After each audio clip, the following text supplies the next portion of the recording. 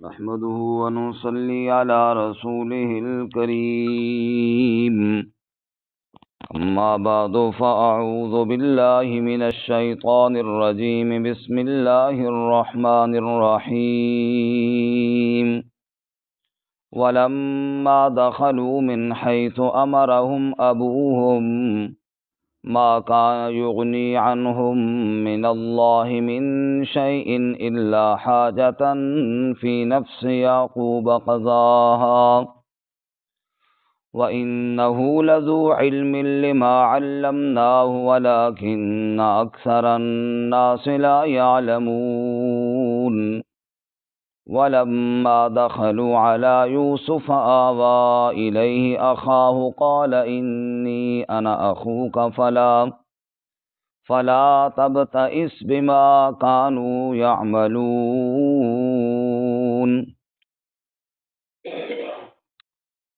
ولما دخلوا من حيث أمرهم أبوهم اور جب وہ داخل ہوئے جہاں سے حکم دیا ان کو ان کے باپ نے ما کان یغنی عنہم من اللہ من شیء نہیں کام آتا تھا، نہیں کام آنے والا تھا ان سے اللہ کے حکم سے کچھ بھی، الا حاجتا فی نفس یعقوب قضاہا مگر ایک بات تھی، ایک کھٹکا تھا یعقوب کے دل میں جو اس نے پورا کیا، وَإِنَّهُ لَذُو عِلْمٍ لِّمَا عَلَّمْنَاهُ اور بے شک وہ علم والا تھا جو ہم نے اس کو سکھایا، وَلَٰكِنَّ أَكْثَرَ النَّاسِ لَا يَعْلَمُونَ اور لیکن اکثر لوگ علم نہیں رکھتے، وَلَمَّا دَخَلُوا عَلَى يُوسُفَ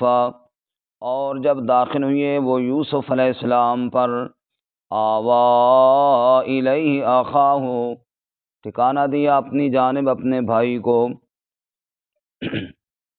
قال انی انا اخوک فرمایا بے شک میں تیرا بھائی ہوں، فلا تبتئس بما كانوا يعملون پس غمگین نہ ہو اس کے ساتھ جو وہ عمل کرتے ہیں، فلما جہزہم بجہازہم پس جب تیار کیا ان کو ان کے سامان کے ساتھ، جعل السقایۃ فی رحل اخی رکھ دیا ایک پانی کا پیالہ بھائی کے سامان میں، ثم اذن مؤذن پھر آواز دی ایک آواز دینے والے نے، ایتھا العیر اے قافلے والو، انکم لسارقون بے شک تم تو چور ہو، قالوا کہا انہوں نے، وَأَقْبَلُوا عَلَيْهِمْ اور متوجہ ہوئے ان پر، ماذا تفقدون کیا چیز تم گم پاتے ہو، قالوا نفقد صواع الملک انہوں نے کہا ہم گم پاتے ہیں بادشاہ کا پیمانہ، وَلِمَنْ جَاءَ بِهِ حِمْلُ بَعِيرٍ اور اس شخص کے لیے جو لائے اس کو ایک اونٹ کا بوجھ غلہ ملے گا، وَأَنَا بِهِ زَعِيمٌ اور میں اس کا ذمہ دار ہوں، قالوا تاللہ انہوں نے کہا قسم اللہ کی، لقد علمتم یقیناً تم جانتے ہو، ما جئنا لنفسد فی الارض ہم نہیں آئے تاکہ زمین میں فساد کریں، وما کننا سارقین اور نہ ہم چوری کرنے والے ہیں، قالوا فما جزاؤه ان کنتم کاذبین انہوں نے کہا پھر کیا ہے بدلہ اس کا اگر تم جھوٹے ہو تو، قالوا جزاؤه انہوں نے کہا اس کا بدلہ، من وجد فی رحلہ جس شخص کے سامان میں وہ پایا گیا، فہو جزاؤه پس وہی بندہ اس کا جزا ہوگا، کذالک نجزی الظالمین اسی طرح ہم جزا دیتے ہیں ظالموں کو، فبدا بأوعیتہم قبل وعاء اخی پس ابتدا کی ان کی تھیلیوں کے ساتھ اپنے بھائی کی تھیلی سے پہلے، ثم استخرجہا من وعاء اخی پھر نکال لیا اس کو اپنے بھائی کی تھیلی سے، کذالک کدنا لیوسف اسی طرح ہم نے یہ تدبیر سکھائی یوسف علیہ السلام کو، ما کان لیأخذ اخاہ فی دین الملک نہیں پکڑ سکتا تھا وہ اپنے بھائی کو بادشاہ کے قانون میں، الا ان یشاء اللہ، مگر جو چاہے اللہ تعالی، نرفع درجات من نشاء، ہم بلند کر دیتے ہیں درجوں میں جس کو چاہتے ہیں، وفوق کل ذی علم علیم، اور ہر علم والے کے اوپر ایک علم والا ہے۔ قالوا ان یسرق، انہوں نے کہا اگر چوری کی ہے اس نے، فقد سرق اخ لہ من قبل، پس یقیناً چوری کی اس کے بھائی نے بھی اس سے پہلے، فَأَسَرَّهَا يُوسُفُ فِي نَفْسِهِ، بس چھپا لیا یوسف علیہ السلام نے اس بات کو اپنے دل میں، وَلَمْ يُبْدِهَا لَهُمْ، اور ظاہر نہ کیا ان کے لیے، قَالَ أَنْتُمْ شَرٌّ مَكَانًا، فرمایا تم بہت برے ہو جگہ میں، وَاللَّهُ أَعْلَمُ بِمَا تَصِفُونَ، اور اللہ تعالیٰ خوب جانتا ہے جو تم بیان کرتے ہو۔ قالوا یا ایہا العزیز، انہوں نے کہا اے عزیز، ان لہ ابا شیخا کبیرا، بے شک اس کا باپ بوڑھا ہے ضعیف، فخذ احدنا مکانہ، پس پکڑ لے ہم میں سے کسی ایک کو اس کی جگہ، انا نراک من المحسنین، بے شک ہم تجھے دیکھتے ہیں احسان کرنے والوں میں سے۔ قال معاذ اللہ، حضرت نے فرمایا اللہ کی پناہ، ان نأخذ الا من وجدنا متاعنا عنده، ہم نہیں پکڑیں گے مگر اسی کو جس کے پاس ہم نے اپنا سامان پایا ہے، انا اذا لظالمون، یقیناً اس وقت تو ہم ظلم کرنے والے ہو جائیں گے۔ سبحان ربک رب العزت عما یصفون، وسلام علی المرسلین، والحمد للہ رب العالمین۔ اللہم صل علی محمد وعلی آل محمد کما صلیت علی ابراہیم وعلی آل ابراہیم انک حمید مجید۔ اللہم بارک علی محمد وعلی آل محمد کما بارکت علی ابراہیم وعلی آل ابراہیم انک حمید مجید۔ معزز سامعین، دوستوں اور بزرگوں، سورہ یوسف آیات نمبر 68 سے لے کر 79 تک آپ کے سامنے تلاوت کی ہیں۔ اللہ رب العزت ان کے مطابق صحیح بیان کی توفیق عطا فرمائے اور ہمیں قرآن و سنت پر عمل کرنے کی توفیق عطا فرمائے۔ سے قبل گزشتہ سبق میں حضرت یوسف علیہ السلام کا عبرتوں اور نصیحتوں سے لبریز جو واقعہ ہم نے پڑھا، اس کا یہ حصہ پڑھا کہ حضرت یوسف علیہ السلام جب مصر کے حکومتی ذمہ دار بنے اور آپ نے غلہ تقسیم فرمانا شروع کیا، یوسف علیہ السلام کے بھائی بھی آئے۔ حضرت نے تو ان کو پہچان لیا لیکن انہوں نے حضرت کو نہ پہچانا، ان کی او بھگت کی، خاطر مدارت بھی کی، سامان غلہ بھی دیا اور پیسے بھی ان کی تھیلیوں میں بوریوں میں واپس ڈال دیے، اور ان سے کہا کہ اگلی دفعہ جو تم چھوٹا بھائی بتا رہے ہو نا اس کو بھی ساتھ لے کر آنا، غلہ تمہیں زیادہ ملے گا، اور ساتھ یہ بھی کہا کہ اگر اس کو نہ لے کر آئے تو پھر غلہ نہیں ملے گا۔ وہ گئے، والد صاحب سے کہا، انہوں کو پہلے تو اسی طرح شک ہوا کہ جیسے یوسف کے ساتھ کیا کہیں ایسے بنی امین کے ساتھ بھی نہ کریں، لیکن جب بڑے وعدے دیے، قسمیں دیں اور وہ پیسے بھی دکھائے جو واپس ہو گئے تھے، تو والد صاحب کو کچھ یقین ہوا، انہوں نے دے دیا، اجازت دے دی، لیکن ساتھ دو نصیحتیں فرمائی۔ ایک نصیحت کی کہ مختلف دروازوں سے داخل ہونا ہے، اکٹھے ایک دروازے سے داخل نہیں ہونا، اور دوسری بات کہ بھروسہ اللہ کی ذات پر رکھنا ہے، اللہ تعالیٰ کے اوپر ہی بھروسہ رکھنے والوں کو بھروسہ رکھنا چاہیے۔ یہ دو نصیحتیں کر کے روانہ کر دیا۔ اب یوسف علیہ السلام کے بھائی دوسری دفعہ مصر میں آئے، اور اس دفعہ بنیامین بھی ساتھ ہیں جو حضرت یوسف علیہ السلام کے ماں اور باپ دونوں طرف سے سگے بھائی تھے۔ باقی بھائی وہ بھی سگے تھے لیکن وہ والد کی طرف سے تھے، ماں ان کی الگ تھی، اور بنیامین اور یوسف علیہ السلام ماں باپ دونوں طرف سے سگے تھے، تو وہ بھائی بھی ساتھ ہیں۔ اللہ فرماتے ہیں وَلَمَّا دَخَلُوا مِنْ حَيْثُ أَمَرَهُمْ أَبُوهُمْ، جب مصر پہنچے اسی طرح داخل ہوئے جس طرح ان کے والد نے ان کو حکم دیا تھا، یعنی یہ بات انہوں نے مانی اور بالکل الگ الگ دروازوں سے داخل ہوئے، اکٹھے داخل نہیں ہوئے، باپ کی بات مان لی۔ حضرت یعقوب علیہ السلام نے یہ جو تدبیر بتائی، انہوں نے بتاتے وقت خود بھی یہ بات کہی تھی، جو کل کے سبق میں ہم نے پڑھا، پچھلی آیت میں اگر نگاہ ماریں تو وَمَا أُغْنِي عَنْكُم مِّنَ اللَّهِ مِن شَيْءٍ إِنِ الْحُكْمُ إِلَّا لِلَّهِ۔ تدبیر بتاتے وقت حضرت نے خود بھی اپنے بیٹوں سے یہ بات کہی تھی کہ یہ تدبیر میں جو تمہیں بتا رہا ہوں یہ اپنے طور پر ایک کوشش ہے، باقی اگر اللہ نے کوئی تکلیف تمہاری قسمت میں لکھی ہے تو یہ میری تدبیر بچا نہیں سکے گی، کیونکہ ان الحکم الا للہ، اس دھرتی پر حکم چلتا ہے تو صرف کس کا چلتا ہے؟ صرف اللہ کا چلتا ہے۔ لیکن پھر بھی اپنے بیٹوں کو سمجھانے کے لیے یہ کہا کہ آپ نے الگ دروازوں سے جانا ہے تاکہ کوئی سازش نہ ہو جائے، کوئی نظر بد نہ ہو جائے، کوئی تمہیں اذیت نہ پہنچے، کوئی تمہیں نقصان نہ پہنچے۔ تو بہرکیف اللہ فرماتے ہیں وَلَمَّا دَخَلُوا مِنْ حَيْثُ أَمَرَهُمْ أَبُوهُمْ، جب وہ گئے تو اسی طرح داخل ہوئے جیسے والد صاحب نے حکم دیا تھا۔ یہ جو والد صاحب کا حکم تھا، اللہ بھی فرما رہے ہیں کہ یہ ان کی ایک تدبیر تھی، ورنہ فیصلے تو رب کہتا ہے میرے ہی چلتے ہیں نا۔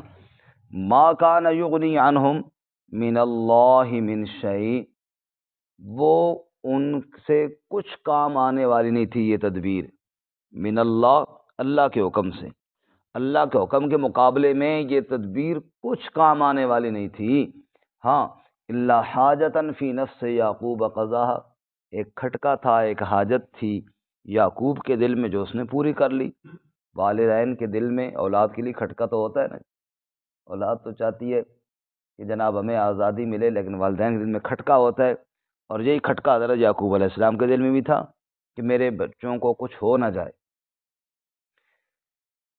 وَإِنَّهُ لَذُو عِلْمٍ، اور یعقوب علیہ السلام کوئی عام آدمی تو تھے نہیں، وَإِنَّهُ لَذُو عِلْمٍ، وہ علم والے تھے، اور علم والے والد کو چاہیے اولاد کی تربیت کرے، اولاد کو نصیحت کرے۔ لما علمناہ، ہم نے ان کو علم دیا تھا، وَلَٰكِنَّ أَكْثَرَ النَّاسِ لَا يَعْلَمُونَ، اور اکثر لوگ نہیں جانتے۔ کیا نہیں جانتے؟ اچھی تدبیریں نہیں جانتے، یہ مطلب بھی ہو سکتا ہے، یا تدبیریں تو کرتے ہیں اللہ کی ذات پر بھروسہ کرنا نہیں جانتے۔ حضرت یعقوب علیہ السلام اچھی تدبیر کے ساتھ ساتھ اچھا عقیدہ بھی بچوں کو بتا رہے ہیں کہ تدبیر تو یہ اختیار کرو، لیکن بھروسہ اس تدبیر پر نہیں رکھنا، بھروسہ اللہ کی ذات پر رکھنا ہے۔ سبحان اللہ۔ ہمیں تو اسلام نے سکھایا یہی ہے، گھر سے قدم باہر رکھو تو کہو بسم اللہ توکل۔ اس کا مطلب یہ نہیں ہے کہ بھروسہ اللہ کی ذات پر ہو تو پھر اچھی تدبیر نہ کرو۔ یہاں پہ دو باتیں ثابت ہوئی نا، کہ اس نے تدبیر بھی ہونی چاہیے لیکن بھروسہ اللہ کی ذات پر۔ جیسے ایک صحابی نے پوچھا کہ میں جب نماز کے لیے آؤں تو اپنے جانور کو کھلا چھوڑ دوں اور نماز میں مصروف ہو جاؤں، یا اس کو باندھ کر پھر جناب نماز میں مصروف ہو جاؤں؟ حضور نے فرمایا اس کو باندھو، بھروسہ اللہ کی ذات پر رکھو، لیکن تدبیر اختیار کرو، یہ نہیں کہ تدبیر اختیار نہ کرو۔ دنیا کو اللہ تعالیٰ نے اسباب کے ساتھ جوڑا ہے۔ خیر، اب جناب وہ یوسف علیہ السلام کے پاس جب گئے، حضرت یوسف علیہ السلام نے اپنے چھوٹے بھائی کو تعارف کروا دیا کہ میں تیرا بھائی ہوں جو بچپن میں گم ہو گیا تھا، میں وہ یوسف ہوں، لیکن باقی بھائیوں کو نہیں بتایا، ابھی اللہ کی طرف سے اجازت نہ ہوگی۔ اور پھر اس کو یہ بھی بتایا کہ تجھے یہاں اپنے پاس ٹھہرانے کے لیے کوئی تدبیر کرنے کی اجازت بھی اللہ نے دے دی ہے۔ فرمایا وَلَمَّا دَخَلُوا عَلَىٰ یوسف، اور جب داخل ہوئے یوسف علیہ السلام پر، آوَا إِلَيْهِ أَخَاهُ، انہوں نے ٹھکانہ دیا اپنی طرف اپنے بھائی کو اپنے پاس بلایا تنہائی میں اور اسے بتایا قال انی انا اخوکا، اسے بتایا بے شک میں تیرا بھائی ہوں، میں تیرا کیا ہوں جی؟ بھائی ہوں۔ فلا تبتئس بما كانوا يعملون، پس تو پریشان نہ ہو ان کاموں کے ساتھ جو وہ کرتے ہیں۔ اگر بڑے بھائیوں نے بے رخیاں کی ہیں تو کوئی بات نہیں ہے، میرے ساتھ کتنی بے رخیاں کی تھیں، اب دیکھ مجھے اللہ نے کتنی عزتیں عطا فرمائی ہیں۔ حاسدین حسد کرتے رہے اور اللہ مجھے عزتیں دیتے رہے، اس لیے میرے بھائی تو بھی پریشان نہ ہو۔ فلما جہزہم بجہازہم، پس جب ان کا سامان تیار کیا، جعل السقایۃ فی رحل اخی، رکھ دیا ایک پانی کا پیالہ، سقایا جس کے ساتھ پانی پیتے تھے، کوئی پیالہ کوئی برتن، فی رحل اخیہ، اپنے بھائی کے سامان میں، یعنی بنیامین کے سامان میں ایک پیالہ ڈال دیا۔ بوریاں بند ہو گئیں، قافلہ روانہ ہو گیا۔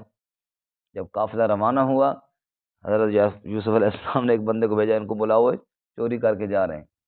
ثم اذن مؤذن، پھر آواز دی ایک آواز دینے والے نے، ایتھا العیر انکم لسارقون، اے قافلے والو بے شک تم تو چور ہو۔ تم کیا ہو؟ چور۔ یار ہم نے تمہیں غلہ دیا، تمہیں آؤ بھگت کی، کھانے شانے کھلائے، تم تو چور نکلے ہو، سامان چوری کر کے لے جا رہے ہو۔ قالو، انہوں نے کہا، واقبلوا علیہم، اور اس مؤذن کی طرف، اعلان کرنے والے کی طرف متوجہ ہوئی ہیں، ماذا تفقدون، وہ کیا چیز تم گم پاتے ہو، کیا چیز تمہاری گم ہوئی ہے؟ قالوا نفقد صواع الملک، انہوں نے کہا ہم بادشاہ کا پیمانہ گم پاتے ہیں۔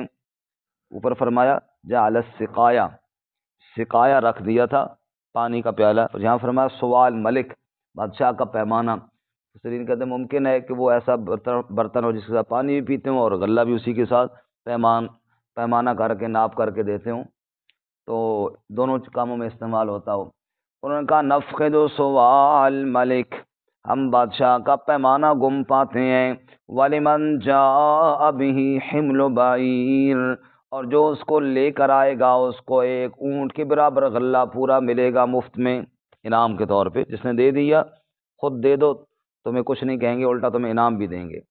اور اس نے کہا وَأَنَا بِهِ زَعِيمٌ، اور میں اس کا ذمہ دار ہوں۔ اعلان کرنے والے نے کہا دے دو، میں ذمہ دار ہوں، تمہیں ایک اونٹ کا بوجھ غلہ اضافی ملے گا۔ اب ان کو تو پتہ ہی نہیں تھا کہ سامان کے اندر رکھا ہے، کیونکہ ان میں سے واقعتاً کسی نے چوری نہیں کی تھی۔ قالو، انہوں نے کہا تاللہ، اللہ کی قسم، لقد علمتم، تم یقیناً جانتے ہو، ما جئنا لنفسد فی الارض، ہم زمین میں فساد کرنے نہیں آئے، وما کننا سارقین، اور ہم چوری کرنے والے بھی نہیں۔ یہ بات انہوں نے کہی کہ لقد علم، تم جانتے ہو۔ وہ کیسے جانتے تھے؟ ان کو کیسے پتہ کہ جناب یہ چور نہیں ہے؟ اس پر مفسرین نے ایک دو باتیں لکھی ہیں کہ جب وہ گئے تھے تو اونٹوں کو نا منہ کے اوپر بہاریاں ہم کہتے ہیں وہ چڑھی ہوئی ہوتی ہیں، اونٹوں پر بہاریاں چڑھی ہوئی تھیں، یہ لوگوں کے راستے میں فصلیں نہ چریں۔ ہم نے تو اپنی سواریوں کے منہ میں بند کر کے آئے تاکہ لوگوں کے فصل نہ کھائیں یا کچھ، تو کسی اور جگہ پہ درختوں پہ نہ منہ ماریں، تو ہم نے بادشاہ تمہاری چوری کیا کرنی تھی۔ اور دوسری بات یہ بھی لکھی ہے کہ وہ جو پیسے پچھلی دفعہ انہوں نے بوریوں میں ڈال کر واپس کر دیے تھے ان کو بتائے بغیر، اور گھر جا کے سامان کھولا تھا تو وہاں سے پیسے برآمد ہو گئے تھے، تو اس دفعہ آ کر انہوں نے بتا دیا کہ بھائی پچھلی دفعہ جو ہم نے پیسے دیے تھے وہ سامان میں آ گئے تھے۔ اب اگر وہ چور ہوتے تو انہیں وہ بتانے کی کیا ضرورت تھی؟ بات سمجھ میں آ رہی ہے کوئی نہیں آ رہی؟ پچھلی دفعہ حضرت یوسف علیہ السلام نے جو پیسے واپس کر دیے تھے وہ بھی انہوں نے آ کے بتا دیے، تو لقد علمتم، تم جانتے ہو، تم جانتے ہو، یعنی اس پر یہ دو دلیلیں ہیں کہ اگر ہم چوری کرنے والے ہوتے تو ہم تمہارے پچھلے پیسے نہ لوٹاتے، وہ ہم نے لوٹا دیے، تو اب یہاں چوری کرنے کا کیا مطلب ہے؟ تمہارا تو مال خود ہمارے ہتھے آیا ہوا تھا، ہم نے واپس لوٹا دیا، اس لیے تم جانتے ہو کہ ہم چور نہیں ہیں۔ انہوں نے کہا اچھا یہ بتاؤ کہ اگر تم چور نکل آئے تو پھر اگر سامان برآمد ہو گیا تو پھر کیا سزا ہوگی؟ قالوا فما جزاؤہ، پھر بتاؤ نا کیا بدلہ ہوگا، کیا سزا ہوگی؟ ان کنتم کاذبین، اگر تم اس دعوے میں جھوٹے ثابت ہوئے تو۔ قالوا، انہوں نے کہا جزاؤہ من وجد فی رحلہ فہو جزاؤہ، جزا یہ ہے جس کے سامان میں وہ پایا گیا، فہو، پس وہی بندہ اس کی جزا ہوگا، اسی بندے کو پکڑ لو جی جس کے سامان میں نکل آئے، بس وہی بندہ ہی جزا ہے، یعنی اسے بناؤ غلام اور اس سے کام لو اور جو مرضی کرو گرفتار کرو، وہی سزا ہے۔ یہ انہوں نے اس اعتماد پر کہا کہ ہمارے پاس کوئی چیز نہیں ہے۔ کذالک نجزی الظالمین، ہم اسی طرح جزا دیتے ہیں ظالموں کو، یعنی ہمارے ہاں اگر کوئی چور وغیرہ پکڑا جائے تو اس کو خدمت پہ لگایا جاتا ہے، گرفتار کیا جاتا ہے، اس سے کام لیا جاتا ہے، بس تم بھی ایسے ہی کرو۔ اب جناب دیو جی تلاشی، اب پہلے بنیامین کے اگر جو ہی سامان میں دیکھتے نا تو ان کو شک ہو جاتا، لیکن پہلے باقیوں کی تلاشی لی، باقیوں کی بوریاں، باقیوں کے سامان وہ تلاشی لیے، آخر میں بنیامین کا تلاشی لی۔ فَبَدَا بِأَوْعِيَتِهِمْ قَبْلَ وِعَاءِ أَخِيهِ، پس ابتدا کی ان کی تھیلیوں کے ساتھ، ان کی بوریوں کے ساتھ، قبل وعاء اخی، اپنے بھائی کی تھیلی اور بوری سے پہلے ان کی بوریاں چیک کی، پھر اپنے بھائی بنیامین کی۔ ثم استخرجها من وعاء اخی، پھر اس کو نکال لیا اپنے بھائی کی تھیلی اور بوری سے۔ اب یہاں پہ ایک سوال فٹ ذہن میں پیدا ہوتا ہے کہ انہوں نے بیچارے نے چوری تو کی نہیں تھی، تو یہ سارا معاملہ کیا کیوں پھر ان کے ساتھ؟ یہ کوئی مناسب تو نہیں ہے۔ اس کا جواب دیا کذالک کدنا لیوسف، اللہ فرماتے ہیں یہ تدبیر ہم نے یوسف علیہ السلام کو سکھائی تھی، یہ ہمارا حکم تھا، اس لیے کہ اب اس ذریعے دو خاندانوں کو آپس میں ملانا تھا، اس پر کسی کو کوئی سزا تھوڑی دینی تھی۔ یوسف علیہ السلام اپنے بھائی کو اپنے پاس اس طریقے سے روک رکھتے، اور ان کو جناب نقصان تو تب ہوتا نا جب کسی کا چور کو جیسے واقعی سزا دی جاتی ہے، ایسی سزا تو دینی نہیں تھی۔ یہ ایک توریتاً ایک کام ہے، اور توریہ کا جواز بعض حالات میں ہے، جب کوئی ایسی مجبوری ہو۔ توریہ کہتے ہیں کہ بات کرنے والا کچھ اور سمجھ رہا ہو، سننے والا کچھ اور سمجھ رہا ہو، جیسا کہ اس کی مثال یوں سمجھ لیجیے، ہجرت والی رات حضرت سیدنا ابو بکر صدیق رضی اللہ تعالیٰ عنہ اور رحمت کائنات حضرت محمد الرسول اللہ صلی اللہ علیہ وسلم جب جا رہے ہیں تو مشرکین بار جناب انتظار میں ہیں، پیرے میں ہیں کہ نبی پاک صلی اللہ علیہ وسلم کو پکڑیں گے اور آپ کو شہید کریں گے۔ تو ایک مشرک نے ابو بکر صدیق رضی اللہ تعالیٰ عنہ کو پہچان لیا، اس نے پوچھا ابو بکر تیرے ساتھ کون ہے؟ ابو بکر تیرے ساتھ کون ہے؟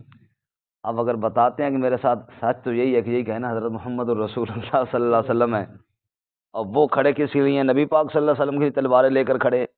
اب اگر یہ کہتے ہیں کہ حضرت محمد صلی اللہ علیہ وسلم ہے تو جناب انہوں نے تو حملہ کر دینا ہے فوراً، اور اگر کچھ اور بات کر لیتے ہیں تو یہ بات بھی غلط ہے، صداقت کے خلاف ہے، ابو بکر صدیق ہے ادھر۔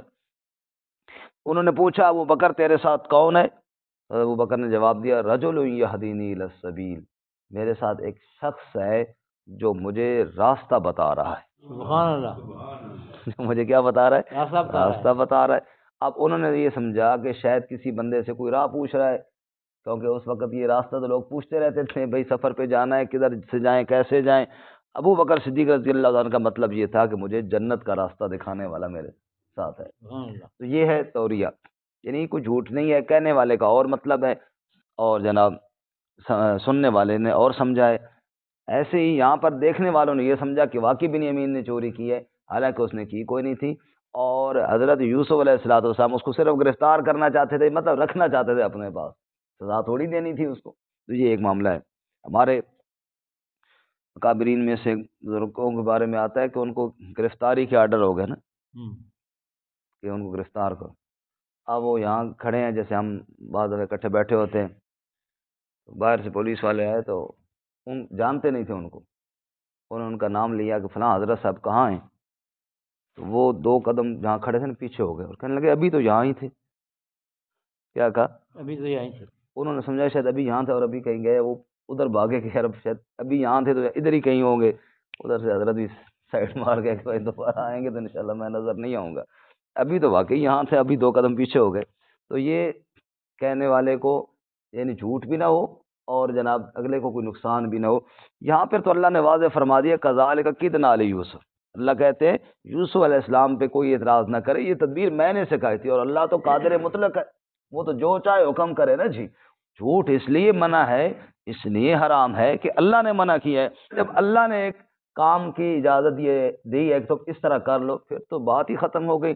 رب نے فرمایا کذالک کدنا علی یوسف، یہ طریقہ اور یہ تدبیر میں نے یوسف علیہ السلام کو سکھائی تھی. یا اللہ کیوں؟ فرمایا اس لیے کہ جو مصر کا قانون تھا نا، وہاں پر اگر کوئی ایسے آدمی پکڑا جاتا تو اس کو رکھنے کی اجازت نہیں تھی، بس مار پیٹ کرو اور سزا دو اور واپس بھیج دو. مسئلہ یہ تھا کہ ہم یوسف کے بھائی کو صرف سزا تو تھوڑی دیر والی تھی، اس کو وہاں رکھنا چاہتے تھے. اب رکھنے کے لیے ان سے پوچھا، ان کے بھائیوں سے، بتاؤ اگر سامان برآمد ہوا تو کیا سزا ہو؟ انہوں نے کہا جی اس کو رکھ لو. بس ٹھیک ہے جی، یہی ہم چاہتے ہیں کہ اس کو رکھ لو. سمجھ آئی ہے نا؟ کیونکہ مصر کے اندر یوسف علیہ السلام تھے نا، مصر کے قانون کے مطابق تو نہیں رکھ سکتے تھے، اس لیے انہوں نے خود ہی کہہ دیا کہ اس کو ادھر ہی رکھ لو. اللہ فرماتا ہے ما کان لیأخذ اخاه فی دین الملک، بادشاہ کے دین میں، بادشاہ کے قانون میں، اس سسٹم اور نظام میں وہ نہیں پکڑ سکتے تھے اپنے بھائی کو. ہاں الا ان یشاء اللہ، مگر ہوتا وہی ہے جو کون چاہتا ہے؟ اللہ. تو اللہ کی مرضی ہوتی ہے پھر وہ پوری ہو جاتی ہے، اللہ نے چاہ کے رکھ لے. یہاں پہ اس لفظ سے تھوڑا اگر آپ غور کریں جی، فی دین الملک، دین الملک، دین ملک، بادشاہ کا دین. دین سے مراد قانون ہے، نظام ہے. اور سورۃ النصر میں ایک لفظ ہے وَرَأَيْتَ النَّاسَ يَدْخُلُونَ فِي دِينِ اللَّهِ، اللہ کا دین، اللہ کا دین. تو ایک وہ قانون ہوتا ہے جو اللہ کا قانون ہے، اور وہ ہے قرآن کی صورت. یہ ہے اللہ کا قانون، یہ اس کی عملی کتاب ہے. اس کے مطابق جب عدالتوں میں فیصلے ہوں، جب دنیا میں فیصلے ہوں، جیسے خلفائے راشدین کے دور میں ہوا کرتے تھے، یا جب بھی جہاں بھی اسلامی حکومت ہے، وہ دین اللہ کے مطابق فیصلے ہوتے ہیں. یہ تو ہے دین اللہ. اور اگر ہم اپنی رائے سے طے کریں کہ جناب 100 بندوں نے کہہ دیا کہ سود حلال ہے، اور 99 بندوں نے کہا کہ سود حرام ہے، اب اس طرف کتنے ہو گئے؟ 100 ہو گئے، لہذا خیر ہے جناب حلال ہو گیا. یہ ہے دین الملک، یہ ہے دنیا کا دین. اللہ تعالیٰ اس نظام سے جان چھڑائے اور اللہ ہمیں قرآن والا نظام نصیب فرمائے. جی بارک فرمایا فی دین الملک الا ان شاء اللہ نرفع درجات من نشاء، ہم بلند کرتے ہیں درجوں میں جس کو چاہتے ہیں. وفوق کل ذی علم علیم، اور ہر علم والے کے اوپر بھی ایک علم والا ہے. وہ بھی اپنے طور پہ بڑے سمجھدار تھے، یوسف علیہ السلام ان سے زیادہ تھے. اوپر اللہ کی ذات علیم بذات الصدور ہے، ہر علم والے کے اوپر علم والا ہے. اس سے یہ بھی ثابت ہوا کہ میں کہوں جناب میں بڑا عالم ہوں، غلط بات ہے. فوق کل ذی علم علیم، ہر علم والے کے اوپر بھی ایک علم والا ہے. حضرت موسیٰ اور خضر علیہ السلام جا رہے تھے نا کشتی میں، ایک کے پاس شریعت کا علم ہے، ایک کے پاس تکوینیات کا علم ہے. ہم نے ہفتہ ڈیڑھ پہلے یہ واقعہ پڑھا ہے. تو اب وہاں پر کشتی میں بیٹھے ہوئے ایک چڑیا اڑتی ہوئی آئی، اور اس نے اپنی چونچ سے سمندر میں سے چند قطرے پانی اٹھایا. تو حضرت خضر علیہ السلام نے موسیٰ علیہ السلام سے پوچھا، موسیٰ یہ بتاؤ اس پانی سے سمندر میں کتنی کمی آئی ہوگی؟ حضرت اس میں کیا کمی آئے گی، اتنا بڑا سمندر ہے اور 2 قطرے لیے ہیں. فرمایا علمی و علمک و علم الخلائق کلھا، موسیٰ میرا علم بھی اور تیرا علم بھی اور ساری مخلوقات کا علم بھی جمع ہو جائے، اللہ کے علم کے مطابق اتنا بھی نہیں ہے اس کے مقابلے میں جتنا سمندر کے مقابلے میں یہ چونچ کے قطروں والا، چند قطروں والا پانی ہے. اللہ کا علم تو بہت بلند ہے، اس سے کیا بات ہے. وفوق کل ذی علم علیم. خیر اب بظاہر یہ ثابت ہوا کہ بنیامین نے چوری کی ہے. کیا ثابت ہوا جی؟ بنیامین نے چوری کی. انہوں نے کہا جی خیر ہے چوری کی ہے تو کوئی نہیں، اس کا ایک بھائی تھا پہلے جو گم ہوا، وہ بھی چوریاں کرتا تھا. استغفر اللہ. قالوا ان یسرق، انہوں نے کہا اگر اس نے چوری کی ہے، فقد سرق اخ له من قبل، یقیناً چوری کی تھی اس کے بھائی نے بھی اس سے پہلے. اس کے بھائی سے مراد یوسف علیہ السلام، وہ بھی ایسے چور تھا، نعوذ باللہ من ذالک. اس پر ایک واقعہ لکھا ہوا ہے تفسیروں میں، یوسف علیہ السلام بچپن میں اپنی پھوپھی کے پاس رہتے تھے، اور سال بعد وہ واپس آنا چاہتے تھے، وہ چاہتی تھی کہ ان کو رکھ لیں اپنے پاس. تو یہی ہیلا جو ابھی یہاں پر ہوا، اس طرح کا ہیلا انہوں نے اس وقت یوسف علیہ السلام کے ساتھ کیا تھا، ان کو اپنے پاس روکنے کے لیے تاکہ یہ نہ جائے. واللہ تعالی عالم. بلکہ جب انہوں نے یہ کہا کہ یوسف علیہ السلام نے چوری کی ہے، فَأَسَرَّهَا يُوسُفُ فِي نَفْسِهِ، یوسف نے اس بات کو بھی دل میں چھپایا. ہمارے ہاں کہتے ہیں کوڑا گھوٹ بھر لیا، یعنی یہ بات سن لی اور ہیں یوسف علیہ السلام ہی، لیکن سزا بھی دے سکتے ہیں، لیکن چپ کر کے کچھ نہ کہا. وَلَمْ يُبْدِهَا لَهُمْ، ان کے لیے اس بات کو ظاہر نہ کیا، لیکن دل ہی دل میں فرمانے لگے قَالَ أَنْتُمْ شَرٌّ مَّكَانًا، تم بڑے برے ہو، سارا کچھ تم نے میرے ساتھ کیا ہے، اور اب مجھے ابھی تک چور بھی تم کہہ رہے ہو، بہت برے ہو. واللہ عالم بما تصفون، اور اللہ خوب جانتا ہے جو تم بیان کرتے ہو کہ کون چور ہے اور کس نے کیا کیا، اللہ کو خوب پتہ ہے.